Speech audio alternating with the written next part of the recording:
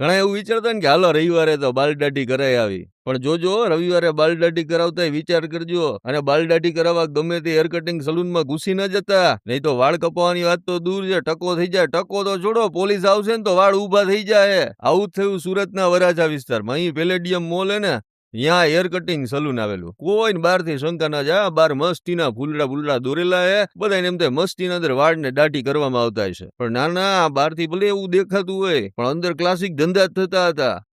અને કેવા ધંધા ખબર હે કે જયારે પોલીસ આવી ને તો બધા આવી રીતે મોઢા હંગરીને બહાર નીકળ્યા. પેલી નજરે ઉનાળો હે એટલે કે આકરા તાપમાં આપણે કાળા ન પડી જાય ને એટલે મોઢા ઢાંક્યા, પણ એવું નથી. કામ જ એવા કર્યા હતા કે મોઢા ઢાંકવા પડે. પછી તો પોલીસે લાઈનસર બધાની પરેડ કરીને બધાને ડબ્બામાં બેસાડીને પહોંચાડી દીધા સરથાણા પોલીસ સ્ટેશને. સુરતના વરાછાના પેલેડિયમ મોલની અંદર મુન્નો અને સીમા, કોણ મુન્નો અને સીમા નામના બે સંચાલકો હેર કટિંગ સલૂનની આડમાં જે ધંધા કરી રહ્યા હતા ને, એ ભદ્ર સમાજમાં બોલીએ ને તો આપણે શરમ આવે. અને એક પછી એક આવી રીતે 10 મહિલાઓ મોઢા ઢાંકીને પોલીસના ડબ્બામાં બેઠી. એટલે આ સુરત હવે ક્યાં જઈને અટકશે ને તો ભગવાન જાણે. કેમ કે ડાયમંડ સિટી તરીકે ઓળખાય, ટેક્સટાઇલ સિટી તરીકે ઓળખાય, બ્રિજ સિટી તરીકે ઓળખાય, અને હમણાં પાછું આ નવું આવ્યું હતું. અને અત્યાર સુધી જે સ્પામાં હાલતું હતું એ વાળ કાપવાની દુકાનમાં ચાલુ થઈ ગયું. એટલે આ સુરતની કેટલી બદલાતી સુરત છે ને એ કોઈ કહી શકે એમ નથી. ત્યારે વરાછાના ફેમસ યોગી ચોક પાસે આ પેલેડિયમ મોલમાં જે ધંધા પકડાણા ને, એટલે આવા શોપિંગ સેન્ટરમાં હવે હારા ઘરના લોકો જતા વિચાર કરે. કેમ કે તમે વાળ કપાવા જાવ સલૂનની અંદર અને પછી રાત વિતાવી પડે પોલીસ સ્ટેશનની અંદર.